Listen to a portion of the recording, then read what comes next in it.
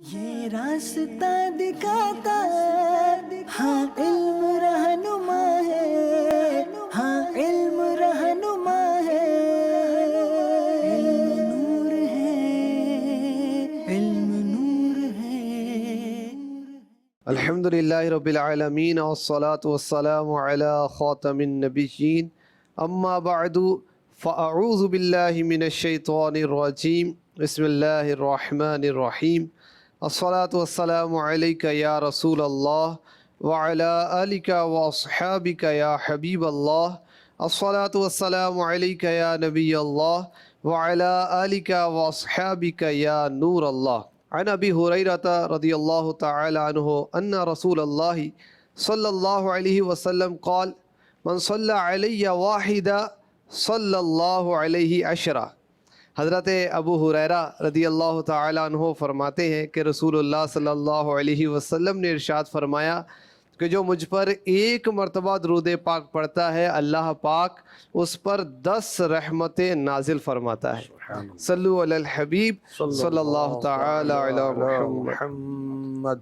مدنی channel کے ناظرین، programme نور علم میں آپ کو ویلکم کہتے ہیں۔ اس پروگرام میں ہم علم کی باتیں کیا کرتے ہیں، علماء کی باتیں کیا کرتے ہیں، معلم کائنات صلی اللہ علیہ وسلم کے سکھانے کے انداز سے سیکھنے کی کوشش کیا کرتے ہیں۔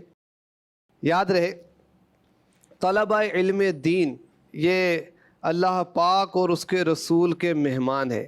طلبہ علم دین جب تک اپنے گھر سے دور ہیں، علم دین سیکھنے کے راستے پر ہیں، یہ راہ خدا میں ہے اور اللہ پاک کے نزدیک ان کا مقام بہت بلند ہے۔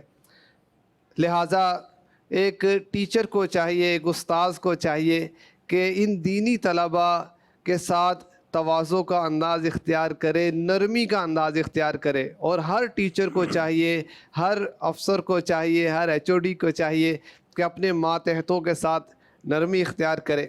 پیارے آقا علیہ الصلوۃ والسلام کو اللہ پاک نے حکم ارشاد فرمایا، سورہ شعراء میں ہے، وَاخْفِضْ جَنَاحَكَ لِمَنِ اتَّبَعَكَ مِنَ الْمُؤْمِنِينَ، اور اپنے پیروکار مسلمانوں کے لیے اپنی رحمت کا بازو بچھاؤ۔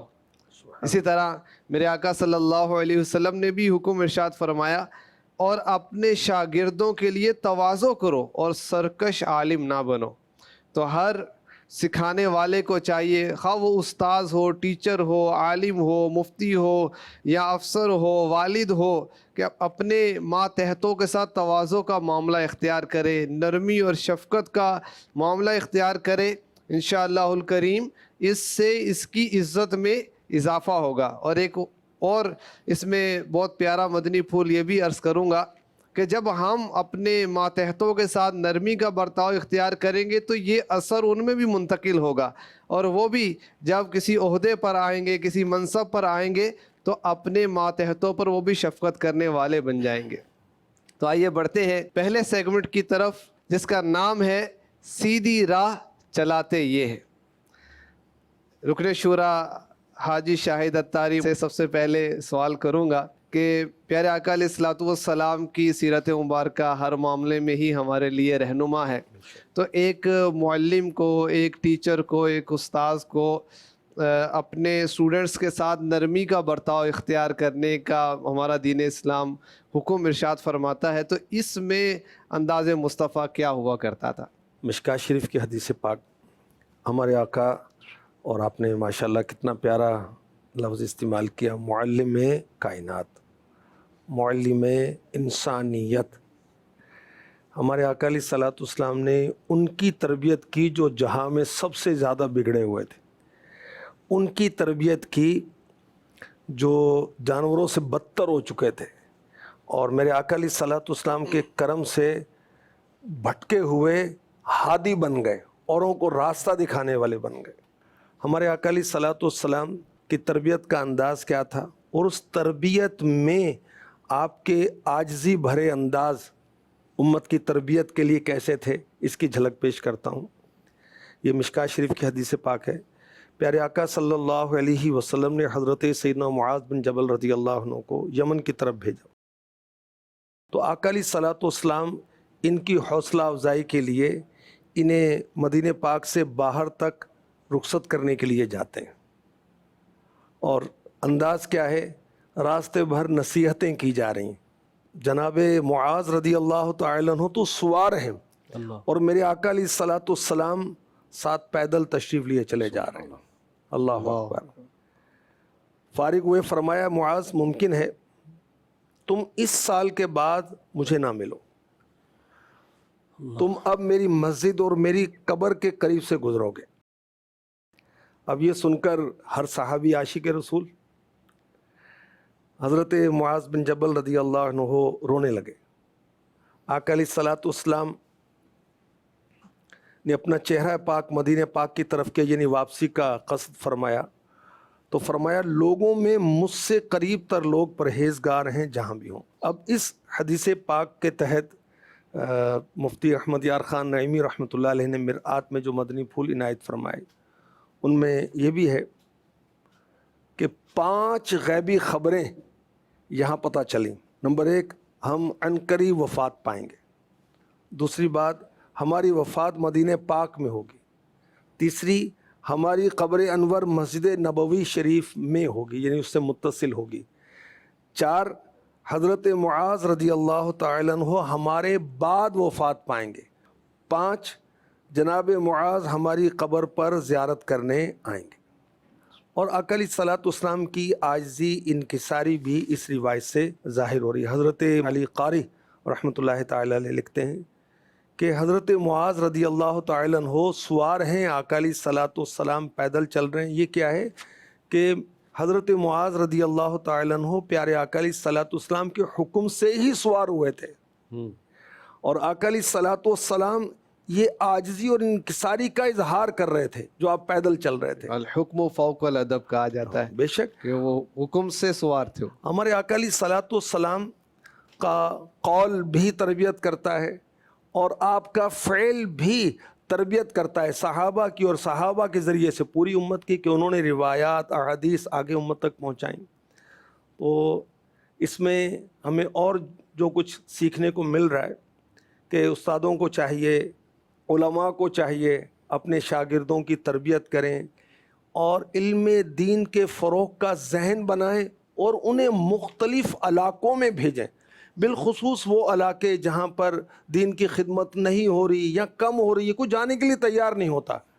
کیوں؟ وجہ کیا ہے؟ دیہاتی ایریا ہے، مشاعرہ تو ملے گا، بقیہ اور سہولتیں نہیں ملیں گی یا مشکل ہوگی، تو وہاں بھی بھیجنا چاہیے تاکہ ہر طرف روشنی ہو علم کی اور جہالت کے اندھیرے دور ہوں۔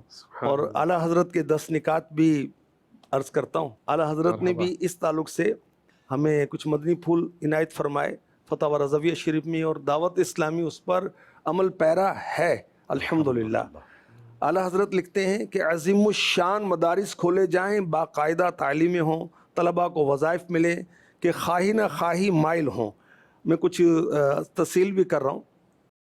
مدرسوں کی معقول تنخواہیں ان کی کارروائیوں پر دی جائیں، لالچ سے جان توڑ کر کوشش کریں۔ تباہ طلباء کی صلاحیتوں کی جانچ ہو اور اس کے مطابق ان کو کام دیا جائے، معقول وظیفے دے کر ان کو لگایا جائے۔ کچھ مدرس بنائے جائیں، کچھ وائز بنائے جائیں، کچھ مصنف بنائے جائیں، کچھ مناظر بنائے جائیں، تصنیف و مناظرہ میں بھی تقسیم ہو، کوئی کسی فن پر کوئی کسی فن پر۔ ہمارے یہاں بھی استاد صاحب کوئی تخصص فی الفقہ کی طرف جا رہے ہیں، تخصصات کی بات بھی کریں، تخصص بھی ایک نہیں ہے، تخصص فی الفقہ ہے، تخصص فی الحدیث ہے، تخصص فی العلوم العربیہ ہے، تخصص فی التوقیت ہے، اور آگے پائپ لائن میں بھی کئی ایک تخصصات ہیں الحمدللہ جو آنے والے وقتوں میں آ رہے ہیں اچھا، پھر المدینۃ العلمیہ کی طرف، اور پھر ماشاءاللہ طلباء کرام ہمارے نگران بن جاتے ہیں، بعض مدرسۃ المدینہ کے ناظم بنے، جامعۃ المدینہ کے استاد صاحب بن جاتے ہیں، امامت، خطابت اور آپ کی مجلس کا حصہ بن جاتے ہیں کسی سطح پر۔ ملک اور بیرون ملک کئی ایک شعبہ جات ہیں جو طلباء کرام فارغ التحصیل ہونے کے بعد سنبھالے ہوئے ہیں۔ بلا شبہ اور بھی اعلیٰ حضرت کے نکات ہیں۔ تو مقصد ہے کہ اعلیٰ حضرت نے جو تربیت فرمائی کہ عشق رسول کا فروغ اس انداز سے کیا جائے، دعوت اسلامی اس کو پورا کرنے کی کوشش کر رہی ہے۔ اس روایت سے یہ مدنی پھول بھی ملے کہ نبی کریم صلی اللہ علیہ وسلم علم غیب بھی جانتے ہیں، بے شک، اور 5 علوم اس سے مفتی احمد یار خان نعیمی نے بیان فرمائے کہ 5 قسم کے علوم غیبیہ کا اس میں بیان ہے، اور غیب کے عاجزی تعلق سے انکساری کا مدنی پھول بھی ہے۔ جی علم غیب کے تعلق سے تو اگر بات کریں تو اعلیٰ حضرت نے تو جو ایک شعر میں بات ذکر فرمائی، اور کوئی غیب کیا تم سے نہاں ہو بھلا، جب نہ خدا ہی چھپا تم پہ کروڑوں درود۔ سبحان اللہ۔ جب اور اللہ دیکھیں یہ تو اب کوئی کہے کہ بھی تو آپ نے شعر سنا دیا، قرآن پاک کی کتنی آیات ہیں، آیات کریمہ کی طرف اگر بڑھیں تو وما ہوا علی الغیب بدنین، مشہور آیت، مشہور آیت کریمہ، یہ نبی غیب کی خبریں دینے میں بخل نہیں فرماتے۔ عالم الغیب فلا یظہر علی غیبہ احدا الا من ارتضی من رسول، غیب کا جاننے والا اپنے علوم غیبیہ کسی پر ظاہر نہیں فرماتا سوائے ان پسندیدہ رسولوں کے جنہیں وہ پسند فرماتا ہے۔ سبحان اللہ، تو ہر رسول کو اللہ نے پسند بے فرمایا، شک بے شک، ہر رسول کو اللہ تعالیٰ جل جلالہ نے یہ علم عطا فرمایا، اور ہمارے آقا کے بارے میں تو فرمایا وَعَلَّمَكَ مَا لَمْ تَكُنْ تَعْلَمْ، سبحان اللہ۔ آپ کو تو وہ سکھایا جو آپ نہیں جانتے تھے۔ دیکھیں قیامت تک آنے والے حالات کس نے بتائے ہمیں، قیامت کے حالات کس نے بتائے، اللہ کے بارے میں کس نے بتایا، جنت کے بارے میں کس نے بتایا، دوزخ کے بارے میں کس نے بتایا، نبیوں کے بارے میں کس نے بتایا، آسمانی کتابوں کے بارے میں کس نے بتایا، فرشتوں کے قیامت بارے کب میں آئے کس نے گی؟ بتایا، قیامت کب آئے گی دن بھی بتا دیا، سب بتایا میرے اور اس آقا کے علیہ علاوہ السلام۔ بقیہ ساری تفاصیل بھی بتا دیں۔ صرف یہ ہے کہ اس طرح سے تعیین نہیں فرمائی، اور یہ بھی ہمارے بھلے کے لیے ہے۔ بعض احادیث تو اس طرح کی ہیں جو کتب صحاح میں ہیں، سرکار دو عالم صلی اللہ تعالیٰ علیہ وسلم نے ابتدائے خلق سے لے کر آخر تک کے معاملات کو ذکر فرمایا۔ راوی کہتے ہیں کہ ہمارے آقا نے جو باتیں ذکر فرمائی نا، حتیٰ دخل اہل الجنت منازلہم و اہل سبحان النار اللہ، سبحان منازلہم، اللہ، ابتدائے خلق سے گفتگو چلی ہے، جنت میں چلے گئے، جہنم میں چلے گئے، ساری اچھا، باتیں وہ بھی سرکار نے قلیل فرما وقت دی۔ میں بتا دیا۔ جو استاد تو ہمارا صاحب یہ موضوع جو چل رہا تھا، اس موضوع کے تعلق سے ایک بات مزید عرض کروں گا۔ حضرت ابو رفاعہ رضی اللہ عنہ فرماتے ہیں کہ ایک دفعہ میں حاضر بارگاہ رسالت ہوا، اللہ کے پیارے حبیب صلی اللہ تعالیٰ علیہ وسلم خطبہ ارشاد فرما رہے تھے، تو میں نے بارگاہ رسالت میں عرض کی کہ حضور ایک مسافر آیا ہے اور یہ اپنے دین کے بارے میں کچھ سوالات آپ سے کرنا چاہتے ہیں، ان چیزوں کے بارے میں جاننا چاہتے ہیں جن کی تفصیل انہیں معلوم نہیں ہے۔ یہ جو آنے والے صاحب تھے جو حضرت ابو رفاعہ کے ساتھ آئے تھے، یہ تمیم بن اسد بصرہ کے رہنے والے تھے، یہ حاضر بارگاہ ہوئے تھے۔ اب اگر دیکھا جائے تو ایک بہت اہم کام جاری تھا، اللہ کے پیارے حبیب صلی اللہ تعالیٰ علیہ وآلہ وسلم نے خطبہ چھوڑا، اور خطبہ چھوڑ کر ان کے پاس تشریف فرما ہو گئے۔ جب یہاں تشریف فرما ہوئے تو کسی صحابی نے آ کر کرسی پیش کی، جس کے بارے میں حضرت ابو رفاعہ کہتے ہیں کہ مجھے گمان یہ ہوا کہ اس کے پائے وہ لوہے کے بنے ہوئے تھے۔ اس میں صحابہ کرام علیہم رضوان کا حاضر بارگاہ رسالت ہونے کا جو ایک انداز ہمارے سامنے آتا ہے کہ ایک ایک چیز کو نوٹ کرتے تھے۔ کرسی پیش کی گئی، اس کے پائے کس چیز کے تھے، سبحان تو اس کا بھی تذکرہ کیا گیا، محبوب بیٹھے کس انداز میں، اس کا بھی بیان کیا گیا۔ اور اس کے بعد اللہ کے پیارے حبیب صلی اللہ تعالیٰ علیہ وسلم نے ان سے کچھ سوالات فرمائے، کوئی انہوں نے سوالات کیے، اور اللہ نے جو علم آپ کو عطا فرمایا اس میں سے ان کو سکھایا۔ تو واقعہ تو صرف میرا خیال ہے یہ 1 منٹ بھی نہیں لگا ہوگا، بات بیان کر کے ہم نکل گئے، لیکن اس میں جو چیزیں ہمارے سامنے آتی ہیں اگر ان کو دیکھا جائے کہ بعض اوقات ہوتا ہے نا کہ کئی سکھانے والے یا کئی بڑے حضرات جب کوئی چھوٹا آ کر بات کرتا ہے تو ڈانٹ دیا جاتا ہے، تجھے پتہ نہیں ہے میں کتنا اہم کام اس وقت کر رہا ہوں۔ کو موقع ہوتا ہے بات کرنے کا، کو سوال کرنے کا ڈھنگ ہوتا ہے، لیکن یہاں اہم ترین کام چھوڑ دیا گیا اس لیے کہ آنے والا دین سیکھنے کے لیے آیا۔ سبحان اللہ۔ جو اس کو بلایا نہیں جا رہا، پیارے آقا علیہ الصلوۃ والسلام خود تشریف لے گئے، خود چل کے ان کے پاس آئے، یہ نہیں کہا کہ قریب آ جاؤ۔ جیسے رکن شورا نے ارشاد فرمایا، یعنی صحابی حدیث میں امانت کا کتنا لحاظ رکھتے تھے۔ یہ کہا کہ میرا گمان ہے کہ وہ جو لوہے کے پائے ہوں گے، یعنی حفظ حدیث کے اندر بھی امانت داری کو دیکھیں کہ جو چیز کنفرم تھی اس کو کنفرم ہی بیان کیا ہے، اور جو چیز گمان کے اندر آئی کنفرم نہیں ہو رہا تو اس کو اسی انداز میں بیان کیا کہ میرا گمان ہے کہ یہ لوہے کے پائے ہوں گے۔ کتب حدیث میں وہ لفظ او ذکر کیا جی، جاتا او ہے کے ساتھ چیزیں بیان کئی ہوتی ہیں۔ مقامات پر یہ آتا ہے او کا مطلب یہ یا یہ۔ مدنی چینل کے ناظرین، ہم سب کو درس حاصل کرنا چاہیے کہ جو ایسی بات جو پیارے لجپال کریم آقا صلی اللہ علیہ وسلم نے نہیں ارشاد فرمائی اور آپ کی طرف اس کو منسوب کر دیا جاتا ہے، تو حدیث پاک کا مفہوم ہے کہ وہ اپنا ٹھکانہ جہنم میں بنا لیں۔ آج جیسے سوشل میڈیا کا دور ہے، اپنے سٹیٹس لگا کے تو کبھی مولا علی رضی اللہ تعالیٰ عنہ کی طرف منسوب کرتے ہیں، کبھی سرکار صلی اللہ علیہ وسلم کی حدیث پاک بیان کرنے. تصدیق نہیں ہے. جب تک کسی سنی عالم سے تصدیق نہ ہو جائے اس وقت تک اس کو اپنے سٹیٹس کی طرف نہ بڑھائیں. ایسا نہ ہو کہ کوئی ایسی بات منسوب ہو جائے کہ جو سرکار صلی اللہ تعالیٰ علیہ وسلم نے ارشاد ہی نہیں فرمائی. ہمیں صحابہ اکرام علیہم رضوان کی سیرت سے یہ چیز سب سے نمایاں نظر آتی ہے کہ کبھی بھی ایسی بات انہوں نے نہیں ذکر کی کہ جو سرکار صلی اللہ تعالیٰ علیہ وسلم کی طرف سے نہ بیان کی گئی ہو. اچھا، اس میں ایک چیز اور بھی ہے کہ بعض اوقات ایسا ہوتا ہے کہ کسی نے نا کوئی میسج فارورڈ کیا تو وہ نیچے کتاب کا نام بھی لکھا ہوتا ہے، صفحہ نمبر بھی لکھا ہوتا ہے، حدیث نمبر بھی لکھی ہوتی ہے. کس نے کتاب اٹھا کے دیکھنی ہے تو اب جو آ گیا نا تو ایسے ہی اس کو فارورڈ کر دیتے ہیں کہ ہمیں کہا گیا تھا کہ دیکھ لینا کہ کوئی آگے پیچھے کی بات نہ ہو. تو یہاں تو بخاری کا نام لکھا ہوا ہے، تو وہ صرف نام ہی ہوتا ہے. میرے پاس ایک میسج آیا تھا جس میں سورۃ الملک آیت نمبر فلاں، جبکہ وہ سورہ ملک میں ہے ہی نہیں ہے. اللہ تو اس طرح کے بھی چوکے چھکے عوام لگا جاتی ہے. تو میسج فارورڈ کرنے سے پہلے جس طرح میرے اہل سنت فرماتے ہیں نا کہ جب تک کسی سنی عالم سے تصدیق شدہ نہ ہو اس کو فارورڈ ہی نہ کیا جائے. ماشاءاللہ. عجز و انکساری کے حوالے سے ایک اور روایت عرض کرتا ہوں. سیدنا عقبہ بن عامر رضی اللہ تعالیٰ عنہ آپ سے آتا ہے کہ میں سرکار صلی اللہ علیہ وسلم کے جانور کو ایک گھاٹی کے اندر آگے سے کھینچ رہا تھا. گھاٹی کہتے ہیں دو پہاڑوں کے درمیان جو راستہ ہوتا ہے اسے گھاٹی کہا گیا. کھینچ رہا تھا تو لجپال کریم آقا صلی اللہ علیہ وسلم نے ارشاد فرمایا کہ عقبہ سوار ہو جاؤ، یعنی جس سواری پر آپ تشریف فرما ہے اسی پر آپ انہیں سوار ہونے کا فرمایا. تو ایک ادب اور اس کے پیش نظر میں ہمت نہیں کی کہ لاجپال کریم آقا صلی اللہ علیہ وسلم کے ساتھ آپ ہی کی سواری پر میں سوار ہوں. پھر آپ نے دوبارہ ارشاد فرمایا اب ادب کے ساتھ خوف کہ کہیں نافرمانی نہ ہو جائے. یعنی یہ ہے وہ عشق اور محبت جو ہمیں سیکھنے کو ملتا ہے کہ جب بڑے ادب کو بھی سیکھنے والے نے ادب کو بھی ملحوظ خاطر رکھنا ہے. کہیں ایسا نہ ہو کہ اگر سکھانے والا ایک فرینکلی ماحول بنا کے مجھے اور آپ کو سکھا رہا ہے تو ہم پھر بے باکانہ طریقے سے نہ بیہیو کرنے لگ جائیں، بلکہ ادب کو بھی ملحوظ خاطر رکھیں.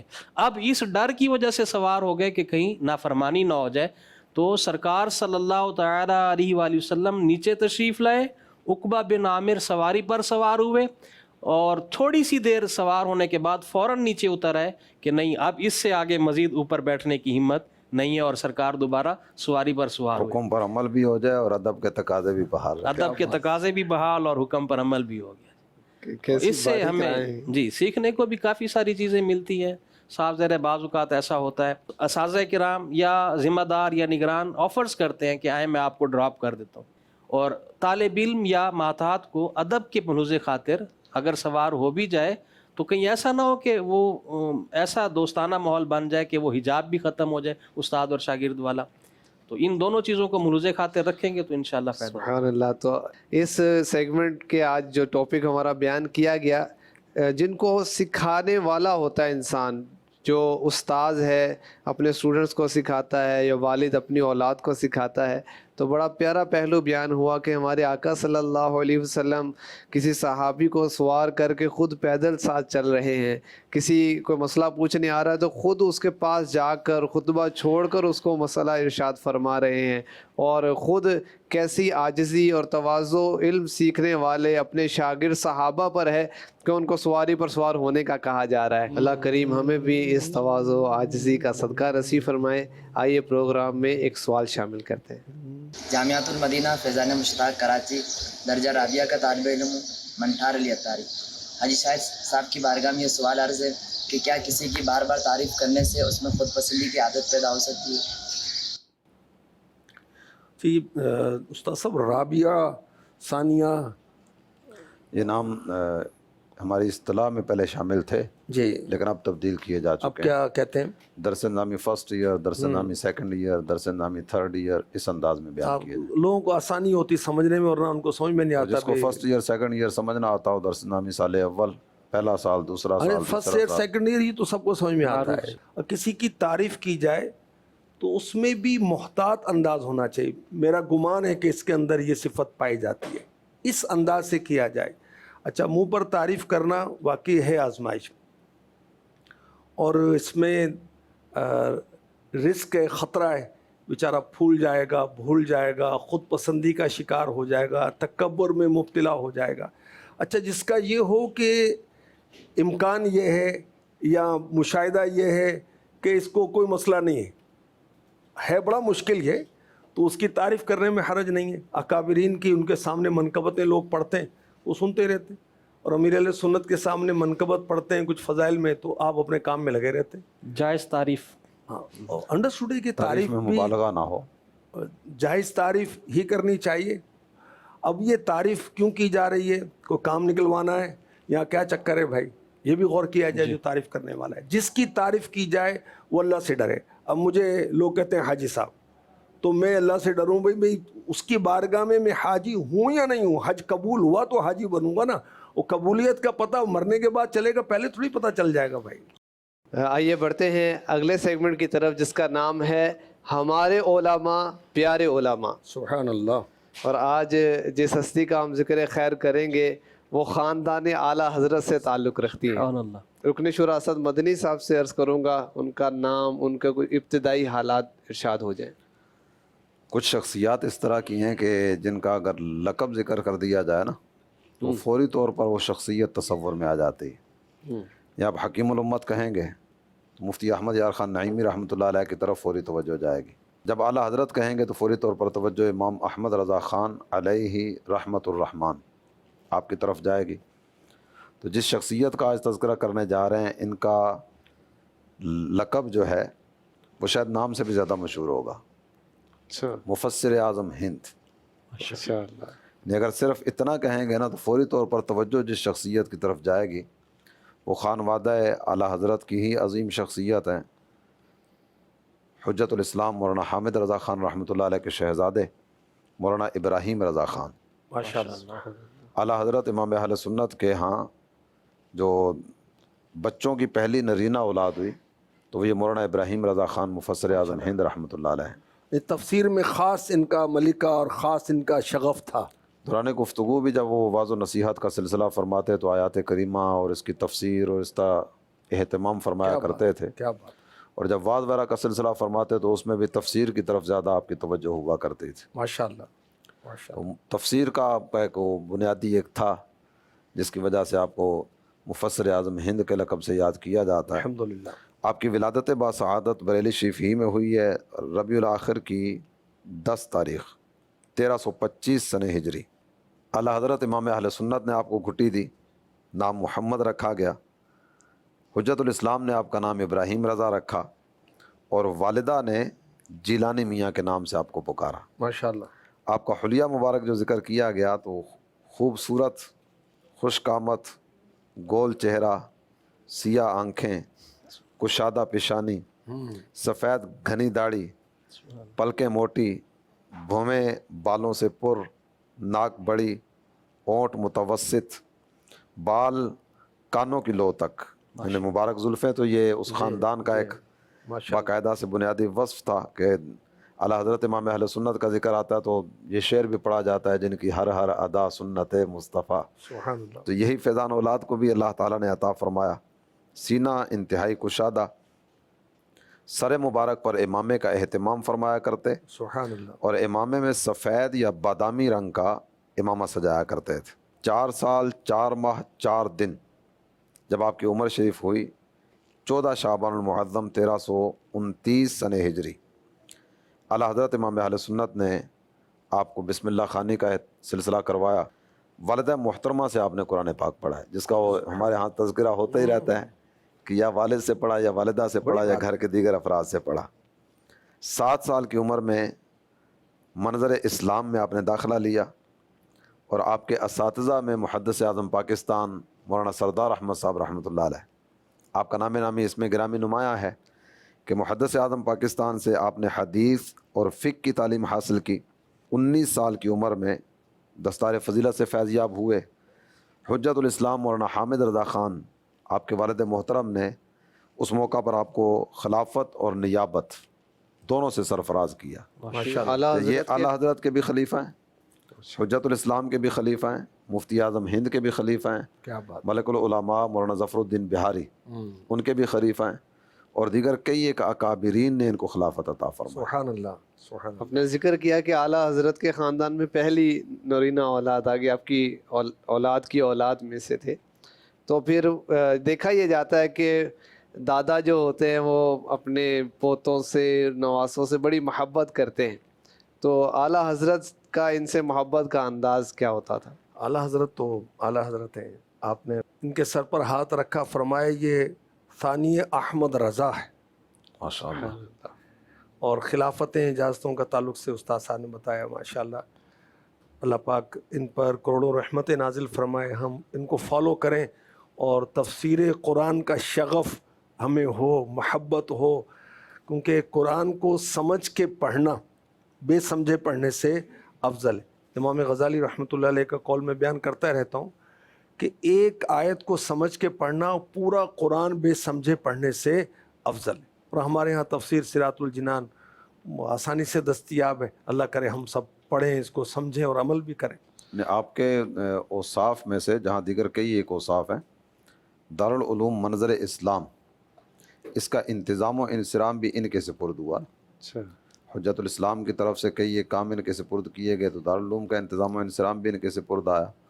اب ایک ادارہ چلانا، اور وہ ادارہ بھی وہ ادارہ کہ جس میں حجت الاسلام جیسی شخصیت، محدث اعظم پاکستان جیسی شخصیت تدریس فرما چکے ہوں، تو یہ آسان کام نہیں ہوتا.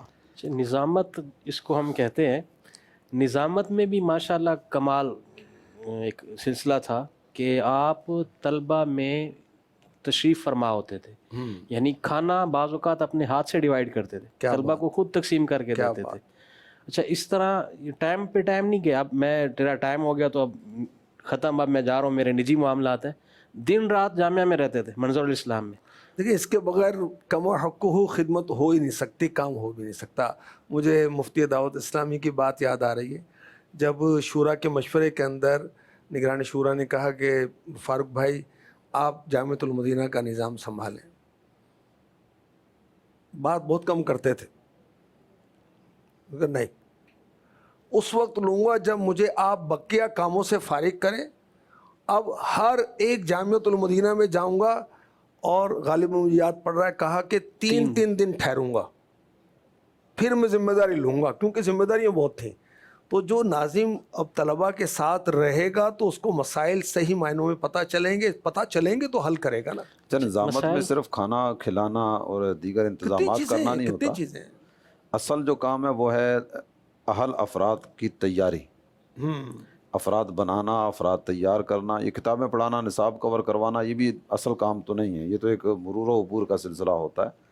اصل کام جو ہے وہ اہل افراد کی تیاری.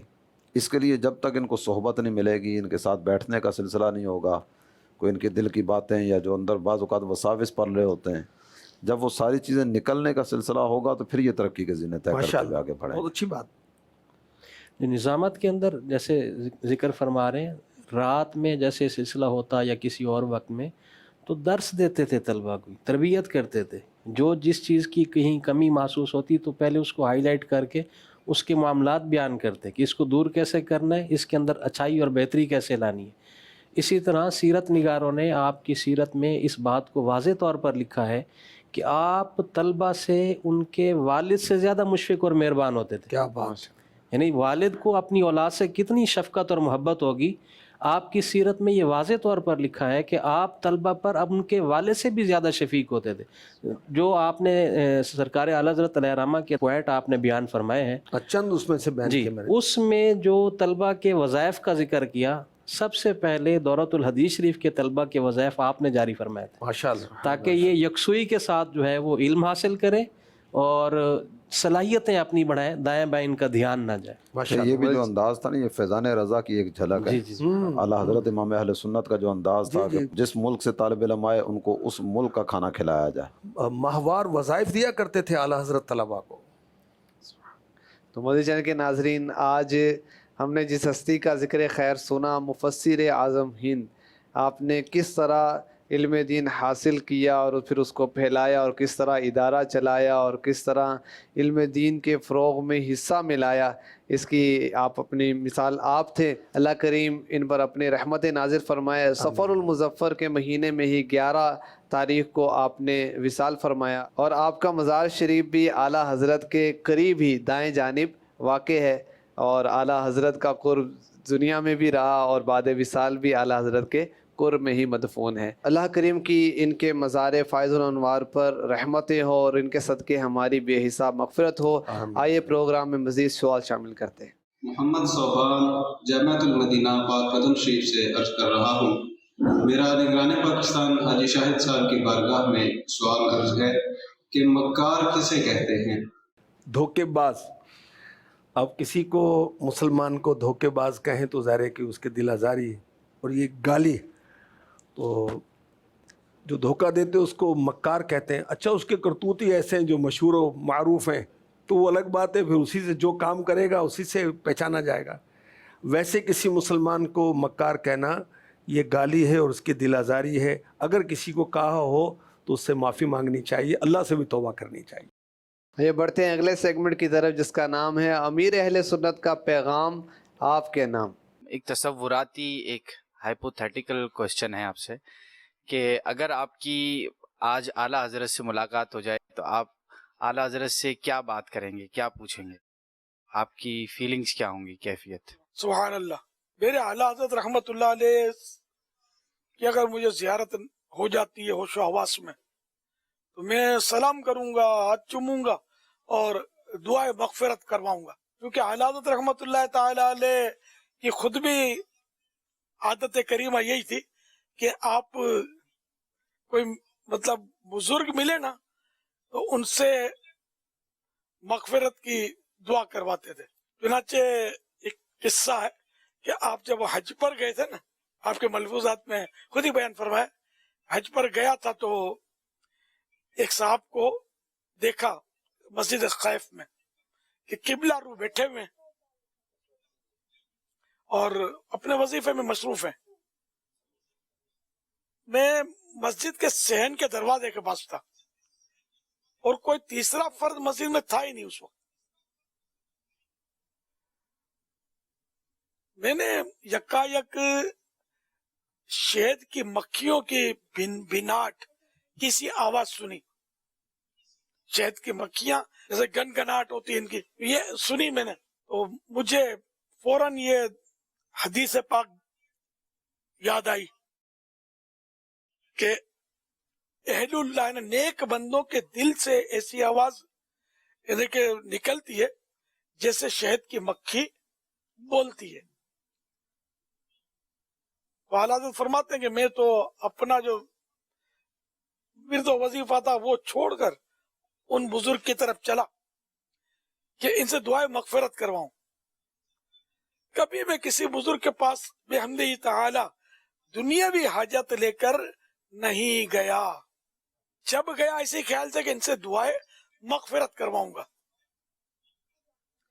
غرض دو ہی قدم ان کی طرف چلا تھا کہ ان بزرگ نے میری طرف منہ کر کے آسمان کی طرف ہاتھ اٹھا کر 3 مرتبہ فرمایا، اللہم اغفر لاخی ھذا، اللہم اغفر لاخی ھذا، اللہم اغفر لاخی ھذا۔ اے اللہ میرے اس بھائی کو بخش دے، اے اللہ میرے اس بھائی کی مغفرت فرما دے، اے اللہ میرے اس بھائی کو معاف کر دے۔ تو میں نے سمجھ لیا کہ یہ بزرگ یہ فرما رہے کہ ہم نے تیرا کام کر دیا، دعائیں مغفرت کروانی تھی نا تو کر تو دیے، اب ہمارے کام میں مخل مت بنو، مداخلت مت کرو۔ تو میں پلٹ گیا، واپس لوٹ گیا۔ یعنی کوئی اللہ کے نیک بندے تھے پہنچے ہوئے، یہ مطلب اعلیٰ حضرت رحمت اللہ علیہ دعائیں مغفرت کرواتے تھے، تو اب اعلیٰ حضرت مل جائیں تو میں بھی دعائیں مغفرت کرواؤں گا انشاءاللہ۔ ہمارے یہاں یہ ہوتا ہے کوئی کسی کے بارے میں حسن ظن ہو جائے کہ یہ نیک بندہ ہے، یہ دعا کرے گا تو میرا کام ہو جائے گا، تو ہم لوگ وہی کرتے ہیں کہ تھوڑا دکان آج کل ٹھپ ہوئی پڑی ہے یا کاروبار میں تھوڑی تکلیف ہے فلاں، حالانکہ 7 پیڑیاں کھائیں اتنا جمع کر کے رکھا ہوتا پھر بھی تکلیف ہوتی ہے۔ تو وہ بس وہ دنیاوی معاملات کے سوالات کیے جاتے ہیں ہمارے یہاں، لیکن یہ کہ اعلیٰ حضرت مغفرت کی دعا کرواتے تھے۔ اور بھی اعلیٰ حضرت کے اس طرح کے معاملات ہیں، بزرگوں کا امتحان میں سے بھی نہیں لیتے۔ ان کو ایسے سوالات کروں گا کہ دیکھو क्या जवाब देते हैं? नहीं। सल्लु अलल हबीब सल्लल्लाहु तआला अला मुहम्मद। बढ़ते हैं अगले सेगमेंट की तरफ जिसका नाम है नुमाया जामियातुल मदीना। चर्रपिंड हसन मेहताब मस्जिद Z block defence Lahore Jamiatul Medina दीनी मदारिस के तलबा असातिज़ा उलमाए किराम मशाइख़ उज़्ज़ाम असहाब सुफ़ा और उलूम नबवी सल्लल्लाहु अलैहि वालिहि वसहबिहि वसल्लम के वारिस और अमीन हैं। यही मदारिस दीन इस्लाम के वो क़लअे हैं जहाँ से क़ाल अल्लाह क़ाल रसूल सल्लल्लाहु अलैहि वालिहि वसहबिहि वसल्लम की पाकीज़ा सदाएं दिन रात गूंजती हैं। रोज़ अज़ल से दीन इस्लाम का ताल्लुक तालीम व ताल्लुम और दर्स व तदरीस से रहा है। आप भी आज जान सकेंगे एक ऐसे ही दीनी इदारे के बारे में जो इल्म दीन की खिदमत में शब रोज कोशां है। जी हाँ, हम बात कर रहे हैं चर्रपिंड हसन मेहताब मस्जिद जेड ब्लॉक डिफेंस लाहौर के जामियातुल मदीना के मुतालिक। जामियातुल मदीना के बारे में सूबे पंजाब के गुंजानाबाद और बड़े शहर लाहौर के पोश इलाके डिफेंस में 11 केनाल रकबे पर मुश्तमिल खूबसूरत रोशन हवादार और कुशादा इमारत कायम की गई है। अपने तर्ज तामीर और कुशादगी और खूबसूरती की बदौलत एक मुनफरिद इदारा, 3 खूबसूरत लॉन, एक बड़ी पार्किंग, बड़ा पार्क और मयारी इंफ्रास्ट्रक्चर पर मुश्तमिल रिहायशी और तदरीसी कमरे और दफ्तर मौजूद हैं जहां दर्स व तदरीस का सिलसिला जारी व सारी है। Jamiatul Medina Z block defence Lahore में 13 दर्जात हैं जिनमें 280 रिहायशी और गैर रिहायशी तलबा किराम जेर तालीम है जिनके मयारी तआम व क़याम का बंदोबस्त भी जामिया हाजा के तहत किया जाता है। अपने मयार तालीम और इंतजामी उमूर के एतबार से एजुकेशनल प्रोफेशनल सिस्टम के तहत अपने निज़ाम तालीम को तरतीब दिया है। इस जामियातुल मदीना से हुसूल इल्म के बाद 125 तलबा सनद फरागत हासिल करके तदरीस के अलावा मुख्तलिफ शोबाहाए जिंदगी से वाबस्ता है। Jamiatul Medina Z block defence Lahore अपनी अकोमोडेशन और निज़ाम तालीम की बदौलत अपना मुनफरिद मकाम रखता है। दावत इस्लामी के साइबान तले जामियातुल मदीना फरोग इल्म और शऊर व आगाही का एक अजीम मिशन लिए रवा दवा है। आइए बढ़ते हैं आखिरी मरहले की तरफ और इसमें हम सवाल किया करते हैं और दोस्त जवाब देने वालों को कुरानदाजी के ज़रिए हम तोहफ़ा भी भिजवाया करते हैं। आज का सवाल ये है, मुफस्सिर आज़म हिंद रहमतुल्लाहि अलैह का मज़ार कहाँ है? इस सवाल का जवाब आप इस नंबर पर भेजें। इसी तरह इस प्रोग्राम से मुतल्लिक़ अपने तासुरात या सवालात आप भेजना चाहें तो हमें व्हाट्सएप के ज़रिए सेंड कर सकते हैं। अल्लाह करीम हमें जो कुछ सुना याद रखने की अमल करने की तौफीक अता फरमाए। आमीन बिजाहि ख़ातमिन नबीय्यीन सल्लल्लाहु तआला अलैहि वसल्लम। ये रास्ता दिखाता है